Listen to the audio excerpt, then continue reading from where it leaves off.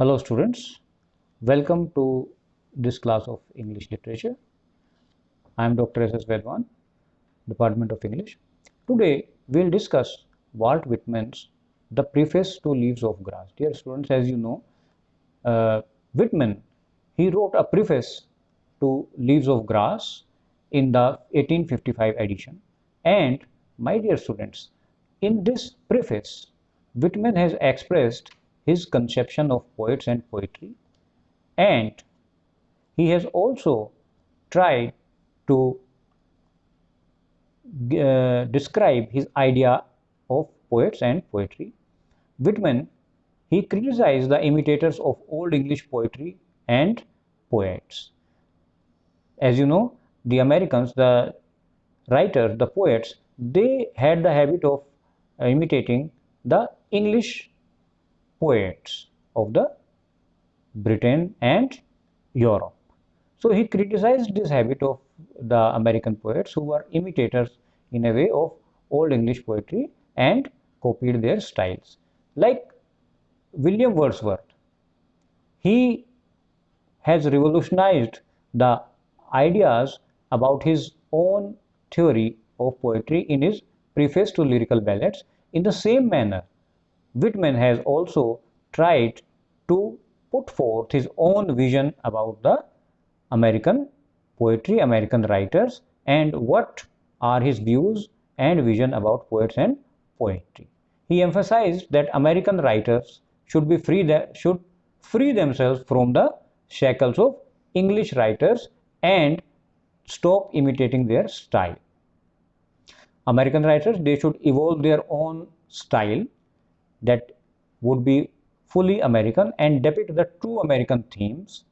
And Whitman has also shown his concern for the relationship between the poet and reality. Whitman lays emphasis on the relationship between the poet and the universe, that is, nature, saying that the greatest poet is also the greatest lover of universe, that is nature, as he depends upon the nature or universe, what he calls, for its subject matter. Because all the poets, whether they are French, whether they are American, whether they are Canadian, whether they are English, they draw their material from the universe, that is nature. So he also tries to make use of it in his own work. In a way, Whitman explained his own theory of poets and poetry. As I told you, like Wordsworth, his preface to the lyrical ballads, Whitman explains his objective and his own theory of a new poetry. He wishes the poet to be a seer, that is, one who can see things through and one who can objectively assess them is a good poet. He says that a poet must be a realist in his portrayal of his art, in his portrayal of his work, whether poetry, whether painting, or any other form of art. He should be a realist. He says that the best style is that which is the simplest and the most natural. Like Wordsworth, he also emphasized that the style should be the simplest and the most natural. The form of a perfect poem, Whitman says, is like a perfect animal or tree which has spontaneous and organic growth, in which each part is in proportion and in harmony with the whole design. So he sums up the purpose of a poet saying that he should try his best to compose poems in the form like the forms that take place in nature. Whitman says that certain permanent things of this world, they cannot be altered. Man should draw, or a writer should draw, a good poet must write about these things with some new ideas. A good poet is a realist. As I told you, he should portray these realities in his poetic art. Whitman, he says that man might attain for himself the perfection of freedom possible within the limits of natural laws.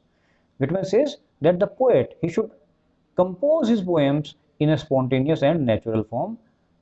He should draw his inspiration from nature, as I told you, and he advocates freedom of people. Says that the poet should write about facts which are free from bias, democracy, love, and religion. Most of his poems, as we see in Leaves of Grass, celebrate the freedom secured through democracy. And in the preface, he propounds, he writes that the land, the sea, the animals, fishes and birds, the sky of heaven and orbs, the forests, the mountains and the rivers, they all are not small things, but common people accept the poet to present his own view, to indicate more than what is beautiful and dignified. So, in a way, we can say that Whitman stresses upon the necessity for the poet to go beyond the objects and to perceive relationship and find connections to discover and convey the spiritual significance of the physical fact. In this regard, we can say that Whitman, he allows his mind a free play. He says that a poet, he should not be biased, he should have a free mind, he should have a free play over the seeming multitude of physical facts. That is why a relationship between man and nature can be established. It is generally believed that the preface of 1855 edition of this Leaves of Grass is a masked description of Whitman's concept of his own role as a poet. And this we have recorded because Whitman, he puts forth, certainly he considers himself in the same category of poets about whom he writes. In his opinion, according to Whitman, the Americans, they have been gifted with the fullest poetical nature. He says that America is a rising nation. He says that America is not merely a nation. It is a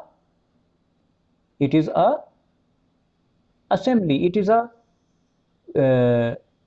can say it has several states that reveal the common people. It is a fact that the manners, the speech, the dress, the friendship, and all other sources of human activities across America, they are unrhymed. That is, it is different from one part to another part. Whitman called it unrhymed poetry of the land. And he says that the whole America, to him, America is land of the races, where poetry is in the very blood of its people. So he invokes that people, the greatest poet of his country, they should be free from all pettiness and trivialities, and the poet, he occupies an important place in society. So Whitman, he hopes that the American poets, they are generous and affectionate. They will encourage composition, new composition, which is not merely imitation of the poetical works of Europeans, of the British.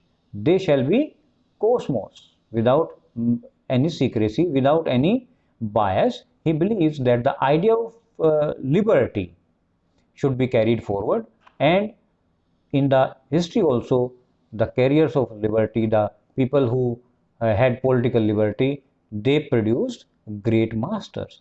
Poets, he says, poets are the voice of exposition of liberty, and a poet who is gifted, he is a true teacher who makes the proclamation that there will be no more imitations, there will be realistic presentations of the theory. We can assert that Whitman, he demands from the poet to go beyond objects and discover new spiritual significance, relationship beyond physical facts.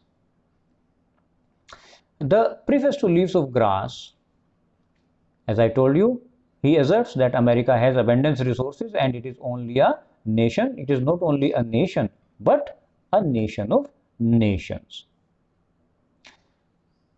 A poet, according to Whitman, represents time, present, past, and future. Whitman, he says that America has a great scope, hopes from the American poets that its poets, its writers, its literators, they have this capacity, they have this capability to build a new literature. And my dear students, he considers himself, Whitman, he himself considers himself as a poet who will inspire the youth of the country to carve out its own new identity that will be fully American identity. He says that the country has come out of the fear of civil war. Earlier, America had a fierce civil war. Now the country is out of that tension of that fear of civil war. Whitman paves way for a revolution in American literature through his preface to the Leaves of Grass. He says that an individual is a superb as a nation when he has the qualities which makes a superb nation. So we can say, we can assert from the preface of Two Leaves of Grass that Whitman, he has considered, he has put forward his own point of view how a great literature, great poetry can be written, and how the coming generations will follow these rules and they will carve out a new American literature of its own. Thank you very much.